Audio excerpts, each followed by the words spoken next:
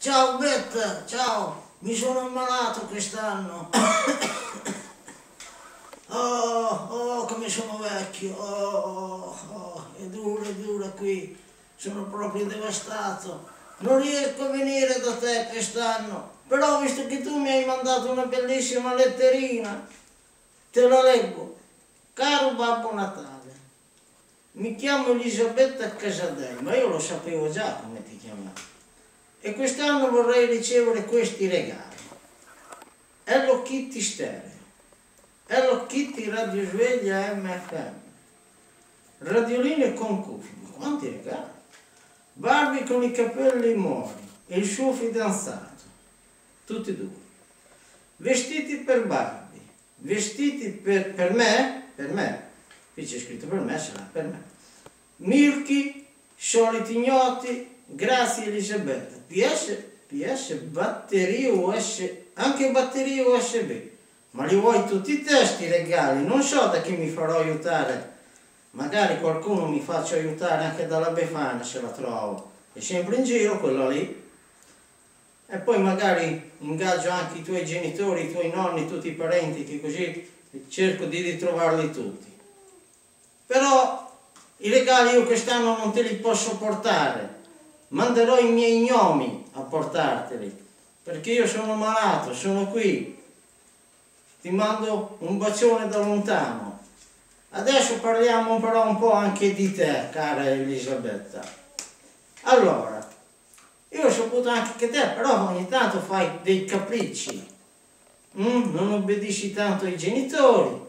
Sei un po' gelosa della mamma, quando la mamma ha una cosina, te la vuoi anche te. Non puoi mica avere tutto te, guarda qua quanti regali ti facciamo a te, alla mamma non glieli facciamo mica tutti sti regali. Quindi devi essere contenta, cara Elisabetta.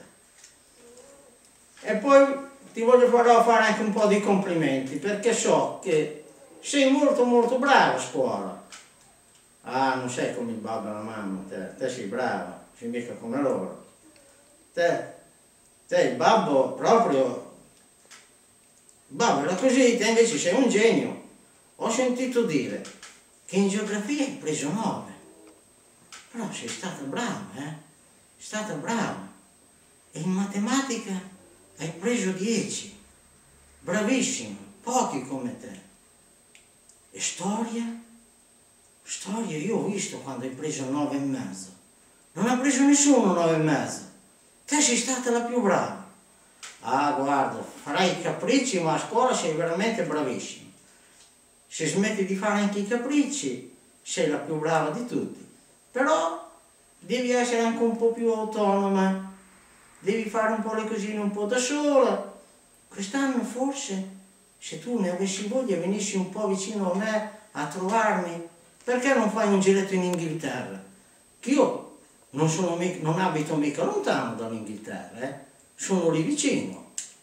Dopo mi mandi una bella letterina scritta in inglese il prossimo anno, così io sono felice. E poi il prossimo anno, se riesco a guarire, ti vengo a trovare di nuovo. Allora arriveranno i miei gnomi con i regali. Ciao Elisabetta, un bacione, ciao.